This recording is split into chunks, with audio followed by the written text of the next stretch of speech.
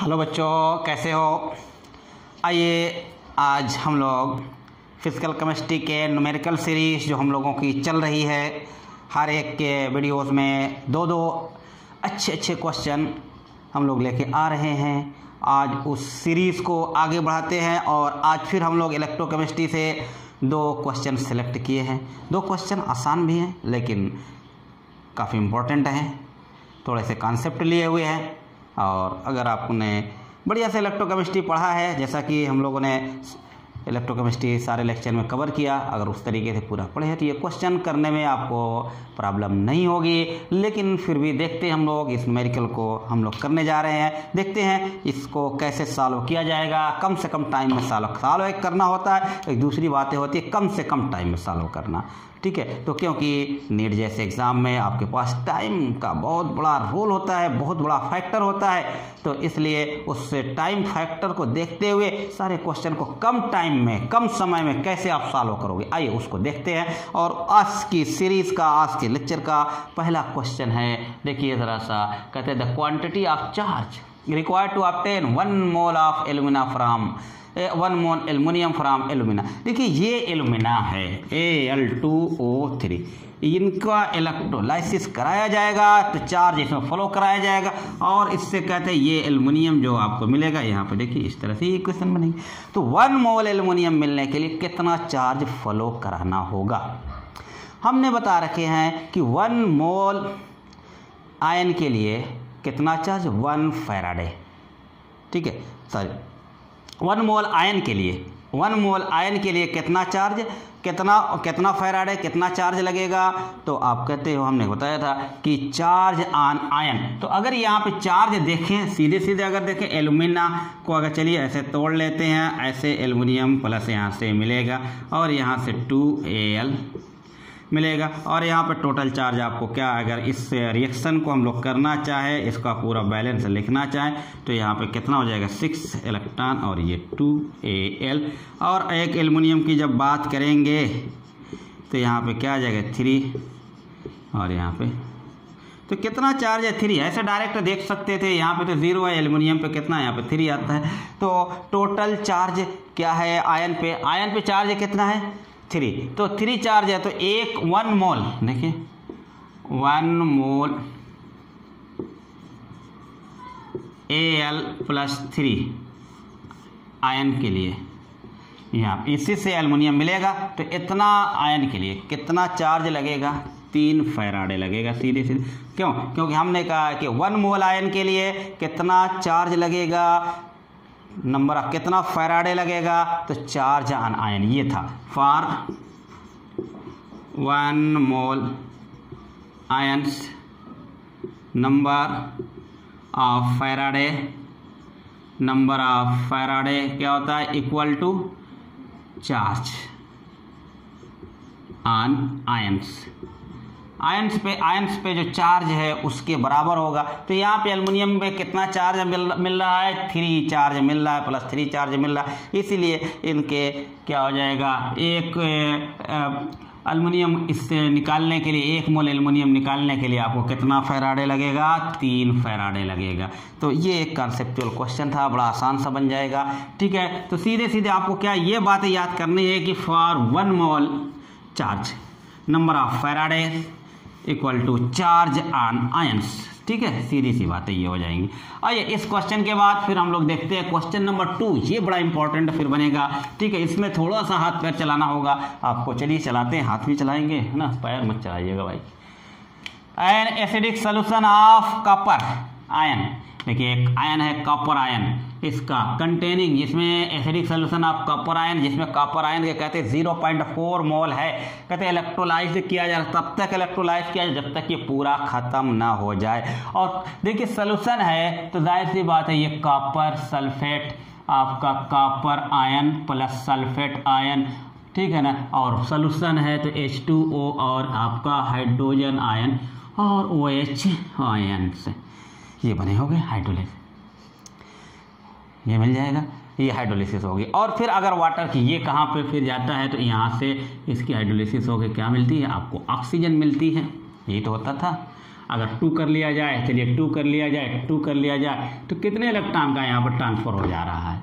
कितने इलेक्ट्रॉन का? 2 इलेक्ट्रॉन का ट्रांसफर हो रहा है, यही तो हो रहा है। या यहीं पे आइए आप, यहाँ से क्या हो जाएगा, 2 इलेक्ट्रॉन यहाँ पे और निकल के ये हाफ O2 प्लस 2 इलेक्ट्रॉन, यही तो बनेगा।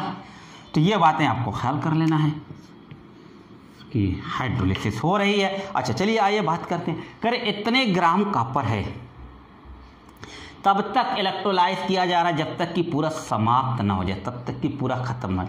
माने इतने को खत्म करने के लिए आपको कितना चार्ज लगेगा, इस बात को देखना होगा, है ना।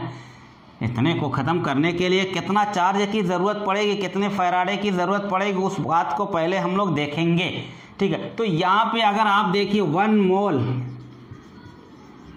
Cu प्लस के लिए कितना फैराडे लगेगा, 2 फैराडे लगेगा, क्योंकि अभी अभी मैंने कहा कि नंबर ऑफ फैराडे कितना लगता है, जितना चार्ज होता है।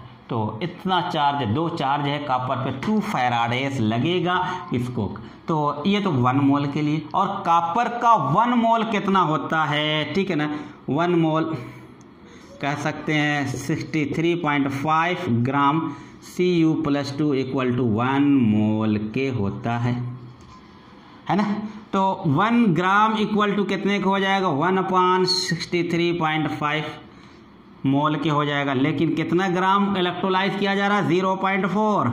तो 0.4 इक्वल टू क्या हो जाएगा, 1 × 0.4/63.5 माने क्या हो जाएगा, 4/635। इतना मोल आपको मिला, ठीक है। इतना मोल को इलेक्ट्रोलाइज करना है तो इसके लिए कितना फैराडेज लगेगा, 2 फैराडेज लगा। कितने के लिए, 1 मोल के लिए। तो इसके लिए कितना फैराडे लगेगा, हम लोग कहते हैं कि 1 मोल के लिए कितना लगा है, 2 फैराडेज। क्यों, तो इतने मोल के लिए कितना फैराडे लगेगा, 4/635 मोल के लिए जो फैराडे लगेगा, इतना फैराडे लगेगा। तो ये हो गया फैराडेस, ठीक है ना। इतना फैराडे लगेगा, 2 × 4 /635। इतने फैराडेस चार्ज लगेंगे किसको, इसको इलेक्ट्रोलाइज करेंगे तब, ठीक है ना। तो अब आप देखिए ज़रा सा, मैंने एक फार्मूले आपको बता रखे, बड़े इंपॉर्टेंट 2 फार्मूले बता रखे। अब एक बार मैं वहाँ पे बता दे रहा हूँ कि इलेक्ट्रोकेमिस्ट्री में ये जब इलेक्ट्रोलाइसिस करते हैं, इनके न्यूमेरिकल लगाने के लिए 2 फार्मूले बड़े इंपॉर्टेंट आपके बनते हैं। एक तो मैंने बताया number of Faraday equal to number of gram equivalent. और नंबर ऑफ फैराडे कैसे निकालोगे, नंबर ऑफ फैराडेस कैसे निकालोगे, ठीक है ना। और Q / 96500 माने टोटल चार्ज में क्या करेंगे, फैराडे से डिवाइड कर देंगे। और फिर वेट अपॉन इक्विवेलेंट वेट, याद रखिएगा, मैं एक तरह से रिवाइज है ना चैप्टर के फार्मूले। इलेक्ट्रोलाइसिस में ये 2 फार्मूले, इस 2 फार्मूले पे सारी कहानियाँ घूमेंगी, सारे न्यूमेरिकल निकालेंगे, करके देखिएगा न्यूमेरिकल आप लोग। और यहाँ पे फिर नंबर ऑफ फैराडे और 96500 इक्वल टू V इंटू मैंने X लिखा था अपॉन 22.4, ये V क्या था, ठीक है। गैस, अगर गैस फॉर्म में होगा, गैस चीज होगी तो वॉल्यूम, और NTP पे कितना वॉल्यूम जो है आपको मिल रहा है। तो यहाँ पे यही तो बात करी, volume of oxygen evolve eight NTP, माने इनमें से कौन सा फार्मूला यूज करके चलना है, ये वाला यूज करके चलना। ये 9Q/965, ये क्या है, नंबर ऑफ फैराडेज है ना, नंबर ऑफ फैराडेज है। तो नंबर ऑफ फैराडे, और हमको क्या मिल रहा है, नंबर ऑफ फैराडेज ये, तो नंबर ऑफ फैराडेज 2 × 4/635 ये मिल रहा है। और number of Faradays equal to V जो कि कैलकुलेट करना है अपॉन 22.4, और यहाँ पे CC में आंसर दिया हुआ है, तो आप क्या करिए 22 और 400, ये CC में हो गया। और ये X, अब X इनका क्या लिखेंगे, ये बात पकड़ लेनी है ना, बहुत जरूरी। ये अब X कितना इलेक्ट्रॉन का ट्रांसफर हुआ, मैंने अभी बताया, ये इक्वेशन इसीलिए लिखा था। जब यहाँ पे इलेक्ट्रोलाइसिस कराया गया होगा कॉपर आयन की, तो यहाँ पे वाटर रहा होगा, और वाटर से ये हाइड्रोजन आयन OH आयन, और इसी OH आयन से क्या मिलता है, फिर ऑक्सीजन मिलता है। ये एनोड पे जाता है और ऑक्सीजन देता, और यहाँ पे देखिए ना कितने इलेक्ट्रॉन का ट्रांसफर हो रहा है, 2 2 2 2 2।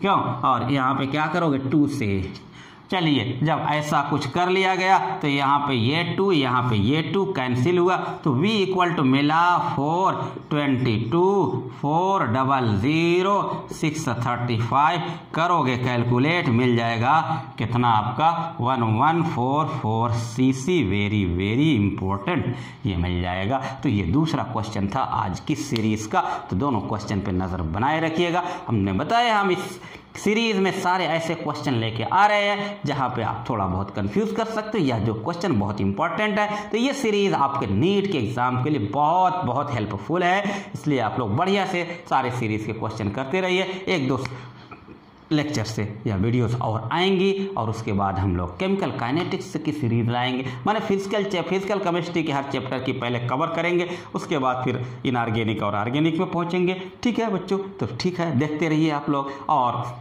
ठीक है आप हमारे साथ बने रहिए इसी तरह के क्वेश्चन के लिए। Thank you so much.